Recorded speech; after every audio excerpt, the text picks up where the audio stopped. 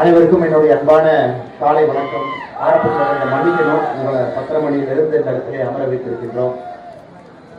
நான் உங்களை ஆக்டிவேட் பண்ற ஒரு சின்ன எக்ஸசைஸ் ஒன்று கொடுக்க போறேன். நண்பர்கள் கோச்சிக்காம என்னுடைய பேச்சை கேட்க வேண்டும் என்ற அன்போடு கேட்டுக்கொள்கின்றேன். முதலாம் ஆண்டு மாணவ செல்வங்கள், ஃபர்ஸ்ட் இயர் என்ட்ரி, நாங்கெல்லாம் ஃபர்ஸ்ட் இயர் உள்ள வந்திருக்கோம் அப்படின்னு சொல்ற மாணவ செல்வங்களுக்கு கொஞ்சம் எந்திரிச்சு நின்று பார்க்கலாம். நாங்க ஃப்ரெஷர்ஸ். 2ஆம் ஆண்டு 3ஆம் ஆண்டு மற்ற மாணவ செல்வங்கள் இவங்களுக்கு ஒரு பெரிய கைத்தட்டல் கொடுத்து வரவேற்க பார்க்கலாம்.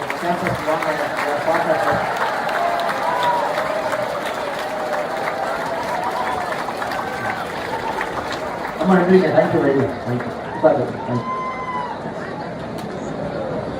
28 ஆண்டுகளாக கிராமப்புறத்தில் இருக்கக்கூடிய மாணவர்களுக்கு முதல் தலைமுறை பட்டதாரிகளை இந்த மண்ணிலிருந்து உருவாக்கி இந்த தேசம் முழுவதுமே பிரபஞ்சம் முழுவதுமே இங்கிருந்து அவர்களை அனுப்பி வைத்து நல்ல ஒரு கல்வியாளர்களாக நல்ல மனிதர்களாக இந்த மண்ணிலிருந்து அவர்களை செதுக்கி செப்பனிட்டு அனுப்பி இருக்கக்கூடிய ஸ்ரீ சரஸ்வதி தியாகராஜா கல்லூரியினுடைய மூத்தவர்கள் எல்லாம் நம்மோடு அமர்ந்திருக்கின்றார்கள். அவர்கள் எல்லாம் நான் இந்த நேரத்தில் நன்றி தெரிவிப்பதற்கு கடமைப்பட்டிருக்கின்றேன்.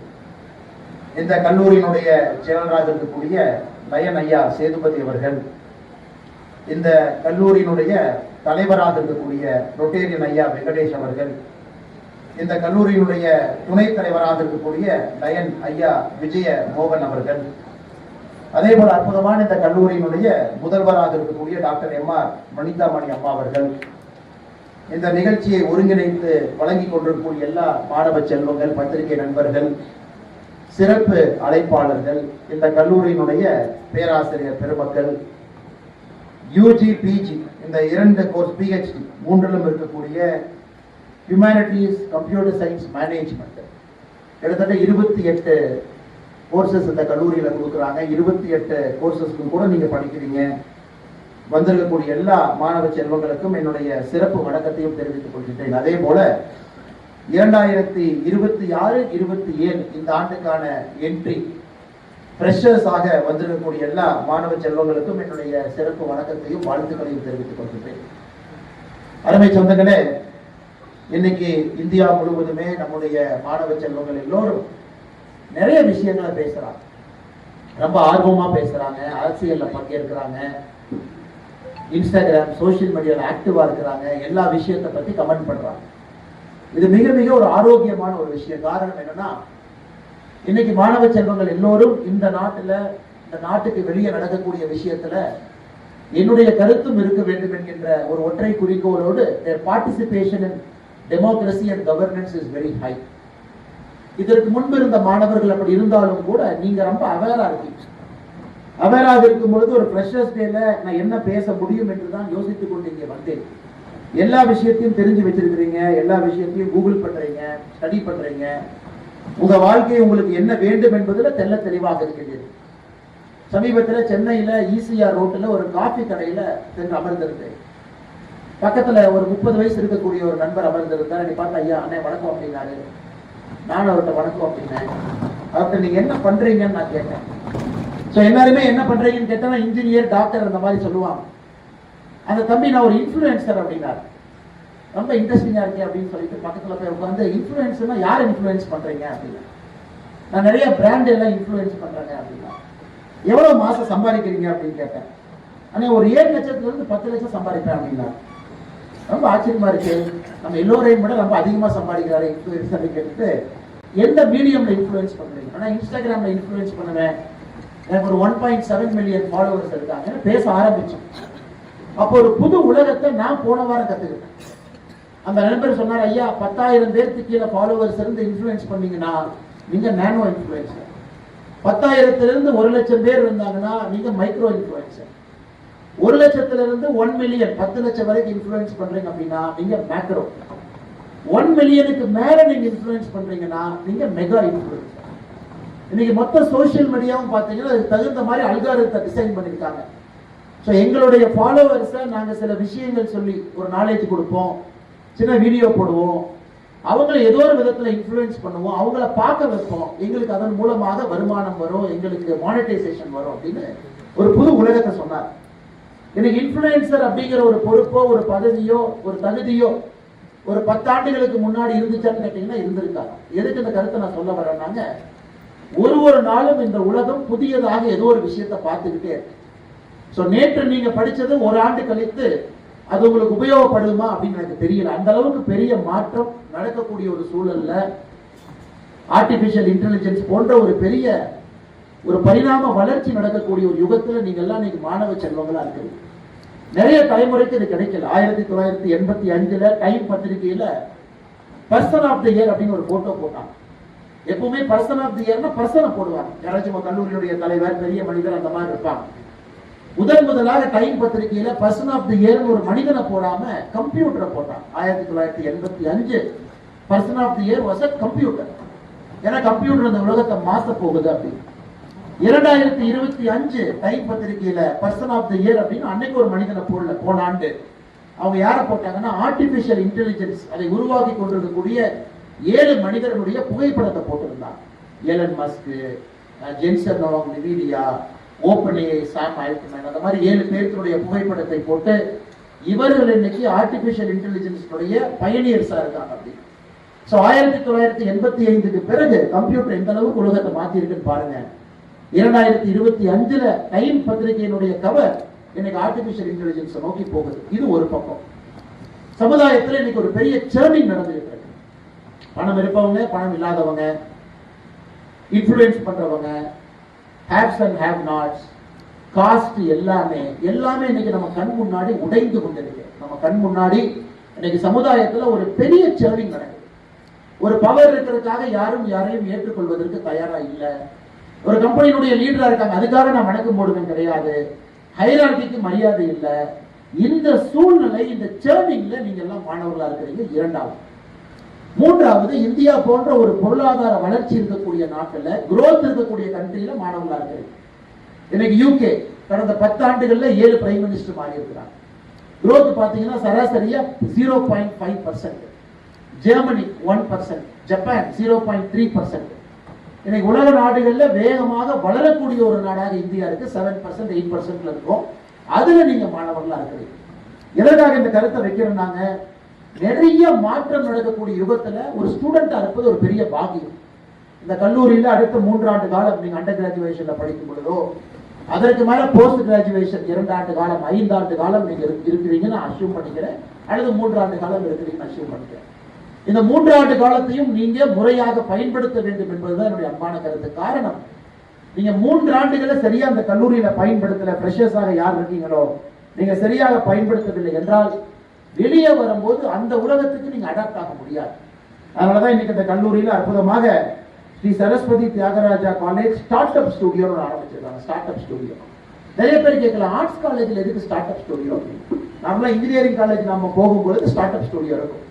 இன்னைக்கு முதலாக என்னுடைய சின்ன அனுபவத்தில் நான் பார்க்கிறேன், ஆர்ட்ஸ் அண்ட் சயின்ஸ் காலேஜ்ல ஒரு ஸ்டார்ட் அப் ஸ்டுடியோவை ஒரு இன்ஜினியரிங் காலேஜ்ல எந்த அளவுக்கு முக்கியத்துவம் கொடுப்பாங்களோ அந்த அளவுக்கு முக்கியத்துவம் கொடுத்து ரொம்ப கிராண்டான ஒரு ஸ்டார்ட் அப் ஸ்டுடியோவை லான்ச் பண்ணிடலாம். நீங்க செக்ஷன் 8 கம்பெனி, அதுல கம்பெனி நீங்க இங்கேயே ரெஜிஸ்டர் பண்ணலாம். ஸ்டூடெண்டா நீங்க கம்பெனியை இங்கிருந்து ரன் பண்ணலாம். அதுக்கான கருத்துக்களை அவங்க சொல்லுவாங்கன்னு நினைக்கிறேன். பிரின்சிபல் சொல்லுவாங்க.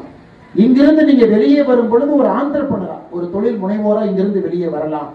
இதெல்லாம் பார்க்கும் பொழுது ஒரு விஷயத்தை மட்டும்தான் நான் யோசிச்சேன். இன்னைக்கு இந்த சமுதாயம் யாரை மதிக்குதுன்னா, people who create, யார் உருவாக்குறாங்களோ அவர்களை மட்டும்தான் இந்த சமுதாயம் மதிக்கும். வருகின்ற காலத்தில் மதிக்கும். நீங்க create, you can create knowledge by being a teacher. சமுதாயத்தில் உங்களுக்கு மரியாதை இருக்கு. You can create a product by being an entrepreneur. சமுதாயத்தில் உங்களுக்கு மரியாதை இருக்கு. எதை நீங்க உருவாக்குவதற்காக உங்க வாழ்க்கையை அர்ப்பணிக்கிறீங்களோ அவர்களுக்கு மட்டும்தான் இன்னைக்கு சமுதாயம் முக்கியத்துவம் கொடுக்கும். காரணம், உருவாக்குவது மிக மிக கடினமான ஒரு வேலை. மெயின்டெனன்ஸ் பண்றது ஈஸிங்க. யாரோ ஒருத்தர் உருவாக்கிடுறாங்க, அதை மெயின்டைன் பண்றது ரொம்ப ஈஸி. ஒரு சாஃப்ட்வேர் இன்ஜினியரா ஒரு கோடை மெயின்டைன் பண்றது ஈஸி. ஒரு கம்பெனியில ஒரு மேனேஜரா இருக்கிற வேலையை மேனேஜ் பண்றது ஈஸி. ஆனா ஒரு கிரியேட்டர் எக்கானமியாக இருப்பது மிக கடினம். அதனால் சரஸ்வதி தியாகராஜா கல்லூரிக்கு இந்த நேரத்தில் என்னுடைய வாழ்த்துக்களை தெரிவித்துக் கொள்கிறேன். எந்த அளவுக்கு டிக்ஷனரி அப்ரோச்சோட இங்க இருக்கக்கூடிய மாணவ செல்வங்கள் கிரியேட்டராக வெளியே போகணும். அவங்க ஈவன் இன்ஸ்டாகிராம்ல ஒரு ப்ரொஃபைல்ல ஒரு கண்டென்ட் கிரியேட்டரா இருந்தாலும் கூட அது ஒரு செக்ஷன் 8 கம்பெனி தான் நீங்க உள்ள இருந்து மேனேஜ் பண்ணணும். You want to to a small product launch உள்ள இருந்து பண்ணலாம். எதற்காக திரும்ப திரும்ப இதை சொல்றேன்னாங்க, இந்த நாடு மிகப்பெரிய நாடு. ஒரு ஆண்டும் கூட நம்ம கிட்டத்தட்ட நம்ம நாட்டுல 2,50,000 பேர் இன்ஜினியரிங் கிராஜுவேட்ஸ் வெளியே வர்றாங்க. அது 13%. மொத்தம் 100 பேர் கிராஜுவேட் ஆகிறாங்கன்னா 13% இன்ஜினியர்ஸ், 2,50,000 பேர் 2.5 மில்லியன். 31% 31% ஆர்ட்ஸ் அண்ட் சயின்ஸ், அத மேனேஜ்மெண்ட், அவங்க எல்லாத்தையும் ஹியூமனிட்டிஸ் எல்லாத்தையும் மொத்தமா நீங்க போட்டீங்கன்னா கிட்டத்தட்ட 55% இந்த நாட்டுல நீங்க எப்படி இருக்கீங்களோ அது போல கிராஜுவேட்ஸ் வெளியே வர்றாங்க. which is a humongously large number, பெரிய நம்பர். இன்னைக்கு சைனால இன்ஜினியரிங் எடுத்துட்டீங்கன்னா ஒரு ஆண்டுக்கு ஸ்டெம் கிராஜுவேட்ஸ் சொல்றாங்க, சயின்ஸ், டெக்னாலஜி, இன்ஜினியரிங், மேத்தமேட்டிக்ஸ், இந்த நான்கும் சேர்ந்து சைனால ஒரு ஆண்டுக்கு 5 மில்லியன் 50 லட்சம் 5 மில்லியன் 50 லட்சம். நம்ம ஊர்ல ஸ்டெம் கிராஜுவேட்ஸ் எல்லாமே நீங்க எடுத்துக்கிட்டீங்கன்னா, ஸ்டெம் கிராஜுவேட்ஸ் எடுத்துக்கிட்டீங்க அப்படின்னா சைனாவை விட 1/3, ஒரு 13 லட்சம் 14 லட்சம் நம்ம வர்றோம். ஆனா உலகத்துல எங்கேயும் இல்லாத அளவுக்கு ஆர்ட்ஸ் கிராஜுவேட்ஸ் அதிகமா இருப்பது நம்முடைய நாட்டில். ஏற்கனவே சொன்னது போல மிக அதிகப்படி ஒரு ஆண்டு கிட்டத்தட்ட 40 லட்சம் வரைக்கும் இந்த நாட்டுல ஹியூமனிட்டிஸ், சயின்ஸ், ஆர்ட்ஸ் நீங்க எல்லாம் அவ்வளவு பேர், 40 இருந்து 45 லட்சம் பேர் நீங்க கிராஜுவேட் மட்டும் ஆகுது. அந்த குரூப்ல நீங்க தனித்துவம் வாய்ந்தவராக எப்படி உங்களை டிஃபரன்ஷியேட் பண்ணுவீங்க? How do you tell the whole world I am very different? நான் சரஸ்வதி தியாகராஜா கல்லூரியில படிச்சிருக்கேன், ஆமா டிஃபரன்ஸ் 1. இல்ல நான் படிக்கும் பொழுதே ஒரு விஷயத்தை செஞ்சிருக்கேன், கிரியேட் பண்ணிருக்கேன், டிஃபரன்ஸ் 2. நான் படிக்கும் பொழுதே ஒரு விஷயத்தை டெஸ்ட் பண்ணி பார்த்தேன், டிஃபரன்ஸ் 3. நான் ஸ்டார்ட் அப் ஸ்டுடியோவை முறையா பயன்படுத்திக்கிட்டேன். இது போன்ற நீங்க டிஃபரன்சியேஷன் பண்ணுவதற்கு இந்த கல்லூரியினுடைய 3 ஆண்டு காலம் வாழ்க்கையை நீங்கள் பயன்படுத்திக் கொள்ள வேண்டும் என்று அன்போடு கேட்டுக்கொள்கிறேன். காரணம், டைம் ஃப்ளைஸ் ஃபாஸ்ட். நீங்க நினைக்கிறதுக்கு முன்னாடி செகண்ட் இயர், நீங்க ஃபர்ஸ்ட் இயர்ல இருக்கிறவங்க, நினைக்கிறதுக்கு முன்னாடி நீங்க தேர்ட் இயர், எங்க கிராஜுவேஷன் டிகிரி நடக்கும், சீஃப் கெஸ்ட் இருப்பாங்க, டிகிரி கொடுப்பாங்க. இன்னைக்கு செகண்ட் இயர் தேர்ட் இயர் நீங்க கண் மூடி முடிக்கிறதுக்குள்ள நீங்க இங்கிருந்து பாஸ் அவுட் ஆகி வெளியே போயிருக்கீங்க. இந்த கல்லூரிக்குள்ள இருக்கும் வரைக்கும் தான் நீங்க ஃபர்ஸ்ட் கஸ்டமர். இன்னைக்கு மேடையில் இருக்கக்கூடிய ட்ரஸ்டீஸ் 3 பேர் இருக்கிறாங்க, மூத்தவர்கள் இருக்கிறாங்க, பிரின்சிபல் இருக்கிறாங்க. இந்த காலேஜ்லயே உங்களுக்கு யாரு மோஸ்ட் இம்பார்ட்டன்ட் கேட்டா அவங்க ஒரு நிமிஷம் கூட யோசிக்காம சொல்லுவாங்க, என்னுடைய student. They are the most important customers to me. ஏன்னா அவங்களுக்கு சர்வ் பண்றதுக்காக இந்த கல்லூரி இருக்கு. ஆனா படிச்சு முடிச்சுட்டு வெளியே போயிட்டா உங்களுக்கு முதல் மரியாதை இல்ல, படிக்கிறவங்களுக்கு தான் முதல் மரியாதை, இரண்டாவது மரியாதை தான் உங்களுக்கு. 4 மணி நான் படிச்சு 5 வருஷம் ஆச்சு, திரும்ப நான் சரஸ்வதி தியாகராஜா கல்லூரி வரலாமான்னு கேட்டீங்கன்னா you will be given the second respect, not given the first respect. அதை நீங்க நல்லா புரிஞ்சுக்கணும். கல்லூரியில் இருக்கும் வரைதான் அந்த மாணவர்களுக்கு முதல் மரியாதை என்கின்ற காரணத்தினால இந்த கல்லூரியை முழுமையாக நீங்க பயன்படுத்த வேண்டிய கட்டாயம் உங்களுக்கு. லைப்ரரியை நீங்க யூஸ் பண்ணணும். லைப்ரரியில் இருக்கிற புத்தகத்துல உங்க பேர் ஏதோ ஒரு இடத்துல இனிஷியல் ஆயிருக்கணும். உங்க பேர் இனிஷியல் ஆயிருக்கணும். இன்னைக்கு நீங்களே மனசாட்சி தொட்டு தொடுங்க, நான் கொஸ்டின் கேட்க போறதில்ல. எத்தனை பேர் லைப்ரரி பக்கம் போயிருக்கீங்க, எத்தனை பேர் லைப்ரரியில் ஒரு புக் எடுத்திருக்கீங்க, எத்தனை பேர் லைப்ரரியில படிச்சிருக்கீங்கன்னு நான் கேட்டா கொஞ்சம் பேர் கை தூக்குவீங்க, நிறைய பேர் தூக்கலாம், கொஞ்சம் பேர் தூக்காம இருக்கலாம். இந்த கை தூக்காம இருக்கிற நண்பர்களுக்கு நான் சொல்லிக் கொள்வது, லைப்ரரிக்குள்ள போகும். ஏன்னா இன்னைக்கு உங்களுக்கு கிடைக்கிற நாலேஜ் தான் உங்க வாழ்க்கை ஃபுல்லா உங்க கூட இருக்கும். ஒன்ஸ் யூ கோ அவுட், நீங்க தேடி தேடி அதை சேர்த்தணும். எல்லா இடத்துலயும் அது இருக்கு. அதனால தயவு செய்து லைப்ரரியை பயன்படுத்துங்க. எத்தனை பேர் உங்கள் உடலை ஆரோக்கியமாக வைப்பதற்கு ஜிம், ரன்னிங் ட்ராக், நான் ரன் பண்ணேன், ஓடுனேன். ஏன்னா வரும்பொழுது பார்த்தேன், டேக்வாண்டோல நேஷனல் லெவல்ல இருக்காங்க, volleyball national level player playing volleyball, பேரா ஒலிம்பிக்ஸ்ல இங்க இருக்கக்கூடிய மாணவ செல்வங்கள் இருக்கிறாங்க. போர்டுல நான் பார்த்தேன். எத்தனை பேர் முழுமையாக இந்த கல்லூரியினுடைய ஸ்போர்ட்ஸ் இன்ஃப்ரா, இன்னைக்கு நம்ம ஃபுட்பால் ஃபீல்டில் தான் இந்த மீட்டிங்கே போட்டு நம்ம பேசிட்டு இருக்கோம், கிரிக்கெட் நெட்ஸ் இருக்கு, எத்தனை பேர் யூஸ் பண்றேன்? தயவு செய்து பிஸின்னு சொல்லாது, எவ்ரிபடி இஸ் பிஸி. அந்த 24 மணி நேரத்தை எப்படி நீங்க சார்ட் அவுட் பண்றீங்க அப்படிங்கறத உங்களுக்கு முன்னால் இருக்கக்கூடிய முதல் கேள்வி. கிட்டத்தட்ட ஒரு 12 to 15 மணி நேரம் உங்களை மேம்படுத்துவதற்காக கொடுங்க. 8 மணி நேரம் தூங்கும் பொழுது அது தூங்குற டைம், உங்களை மேம்படுத்த முடியாது. அதனால முடிஞ்ச வரைக்கும் உங்க டைமை ஸ்கெடியூல் போட்டு library, sports, classroom, extracurricular activity, ஸ்டார்ட் அப்ல இன்ட்ரெஸ்ட் இருக்கு, ஸ்டார்ட் அப், பேப்பர் பிரசன்டேஷன், கல்லூரியில் இருக்கக்கூடிய கிளப் ஆக்டிவிட்டி, அதுல நீங்க எத்தனையோ ஆர்ட்ஸ் கல்ச்சர் ப்ரோக்ராம் ஆர்கனைஸ் பண்ணுவீங்க. அதுல உங்களுக்கு தலைமை பண்பு கிடைக்கும். You become a managerial person, you become a leader. 4 பேருக்கு எப்படி கோஆர்டினேட் பண்றது, எப்படி பேசுறது, ஸ்டேஜ் ஃபியர் இல்லாம ஒரு மைக் எடுத்து எப்படி பேச கத்துக்கிறது, எல்லாமே உங்களுக்கு கல்லூரியில மட்டும்தான் கிடைக்கும். கல்லூரியை தாண்டி போயிட்டீங்கன்னா you are a finished product. யாருமே உங்களுக்கு எந்த விதமான ஒரு லீவே கொடுக்க மாட்டாங்க. நேரடியா நீங்க விஷயத்தை செய்யணும் அப்படின்னு எதிர்பார்ப்பாங்க. அதனால அன்பார்ந்த மாணவ செல்வங்களை, குறிப்பா இந்த first year second year students எல்லாருமே முழுமையாக ஒரு நாளையும் இந்த கல்லூரியில் நீங்க பயன்படுத்திக்கணும். your opinions matter, everybody will listen to your opinion. More than that, knowledge seeking matters. இந்த கல்லூரிக்குள்ள நீங்க தேடி தேடி தேடி கல்வியை நீங்க சேர்க்கணும்.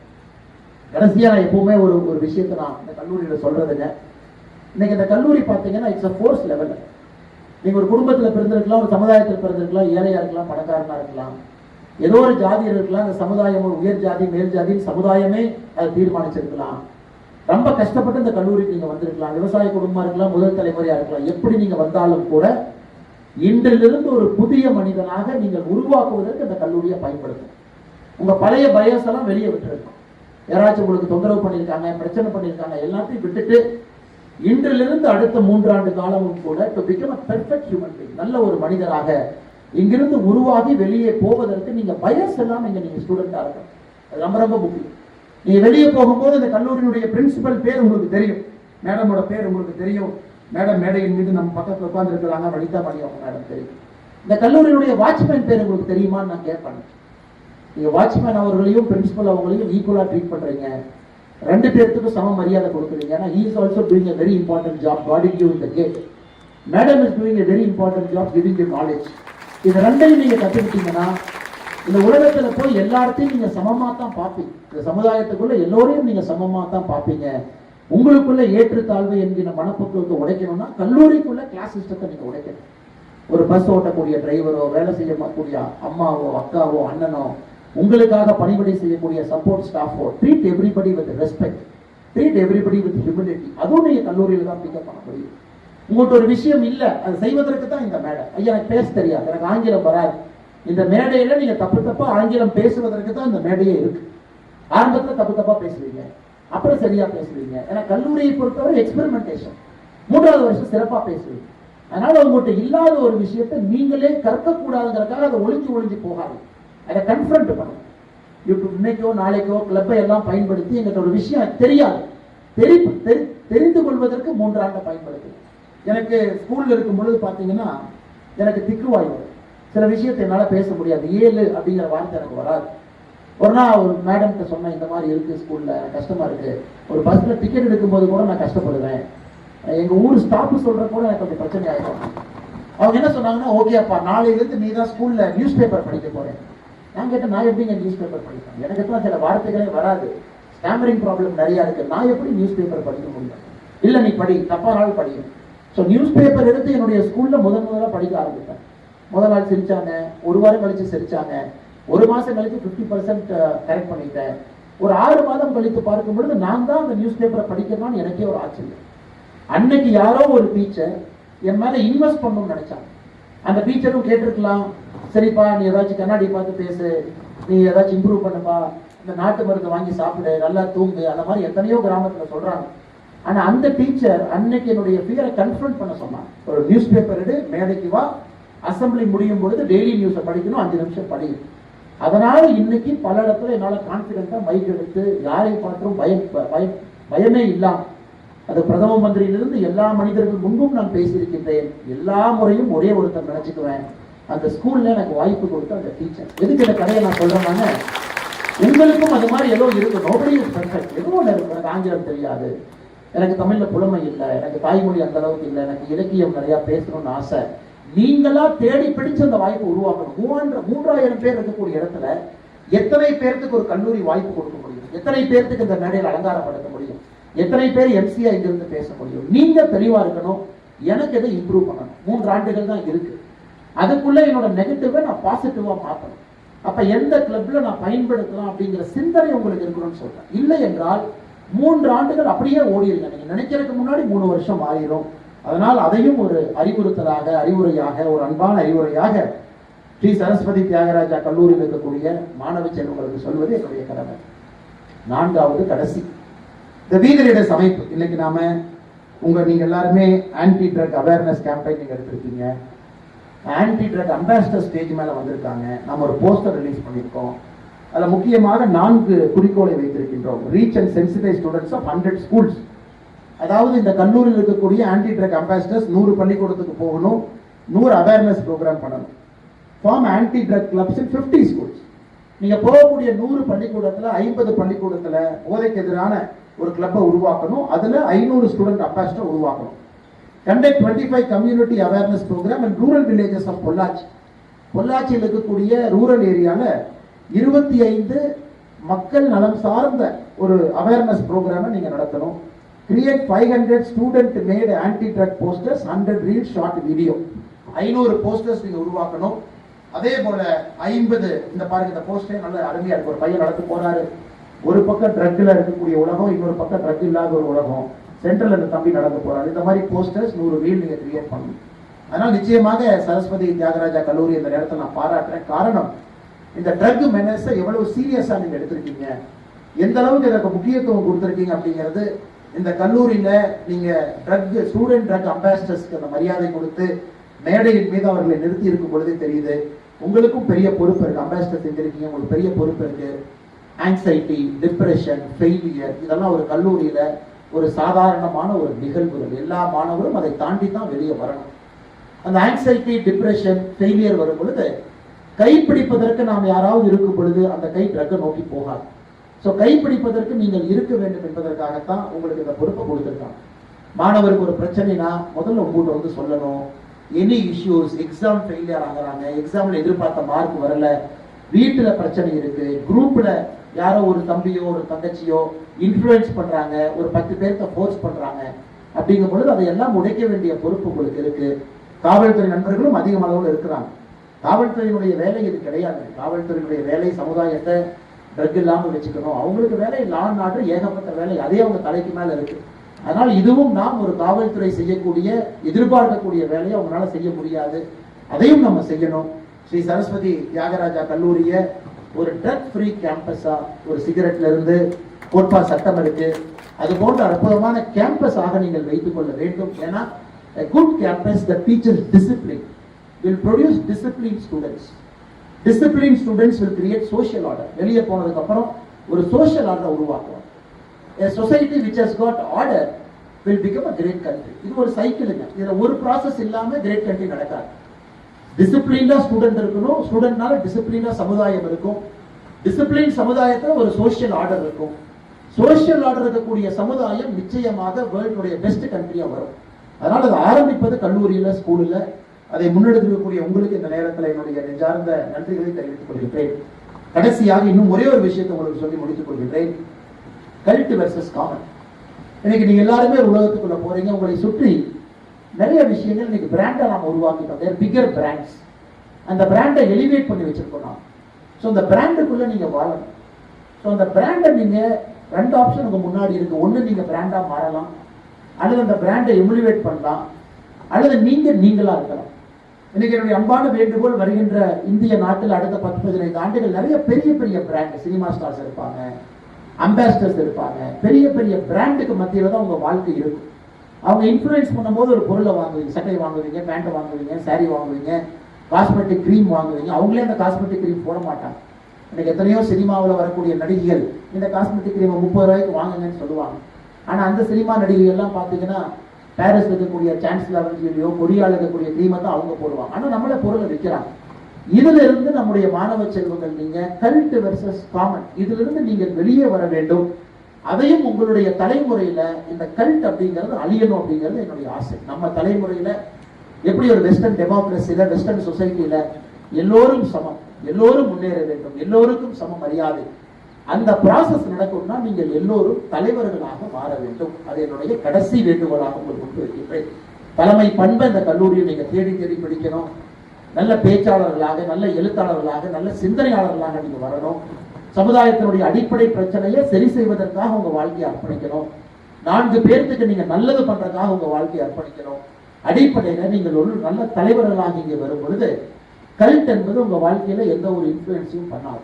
அதனால இங்க இருக்கக்கூடிய 3000 மாணவர்களும் இன்னும் 3 ஆண்டுகள் கழித்து சீஃப் கெஸ்டாக மேடையில் யார் வர்றாங்களோ உங்களை 3000 தலைவர்கள் என்கின்ற வார்த்தையை சொல்லி உங்களை அழைக்கணும். மாணவர்கள் என்று சொல்லாம நீங்க கிராஜுவேட் ஆகும் பொழுது 3000 leaders are graduating from Shri Saraswathi Thyagaraja கல்லூரின்னு சொல்லிட்டாங்கன்னா இந்த நாடு நிச்சயமாக ஒரு மிகப்பெரிய நாடாக மாறும் என்பதில் எந்த ஒரு மாற்று கருத்தும் இல்லை. அதனால் மேடையில் இருக்கக்கூடிய எல்லா நம்முடைய அன்பார்ந்த இந்த கல்லூரியினுடைய தாளாளர்களுக்கு, நம்முடைய முதல்வர் அவர்களுக்கு, ப்ரொஃபசர்ஸ் அவங்களுக்கு, டீச்சிங் அண்ட் நான் டீச்சிங் ஸ்டாஃப், மிகச் சிறப்பாக இதை தொகுத்து வழங்கி கொண்டிருக்கக்கூடிய மாணவ செல்வங்களுக்கு, முதலாம் ஆண்டு உள்ளே வந்திருக்கக்கூடிய மாணவர்களுக்கு, 2ஆம் 3ஆம் ஆண்டு இருக்கக்கூடிய மாணவ செல்வங்களுக்கு, பிஜி போஸ்ட் கிராஜுவேட் கோர்ஸ்ல இருக்கக்கூடிய மாணவ செல்வங்களுக்கு, பிஹெச்டி படிப்பில் இருக்கக்கூடிய மாணவ செல்வங்களுக்கு, சிறப்பு அழைப்பாளர்களுக்கு, பத்திரிகை துறை நண்பர்களுக்கு, காவல்துறை நண்பர்களுக்கு எல்லோருக்கும் மறுபடியும் ஒரு முறை என்னுடைய வணக்கத்தை, வாழ்த்துக்களை உங்களுக்கு தெரிவித்துக் கொள்கிறேன். நல்ல ஒரு மாணவ செல்வங்களாக, நல்ல தலைவர்களாக, நல்ல ஒரு சமுதாயத்தை உருவாக்கக்கூடிய ஒரு நாகரீக குடிமகன்களாக நீங்கள் வர வேண்டும். அதற்காக உங்களோடு சேர்ந்து நாங்களும் உழைப்போம் என்று சொல்லி வாய்ப்பு கொடுத்த நல்ல உள்ளங்களுக்கு நன்றி தெரிவித்து உரையை முடித்துக் கொள்கிறேன். நன்றி, வணக்கம். தமிழகம் வாழ்க, பாரதத்தினுடைய புகழ் உலகெங்கும் ஓங்குக.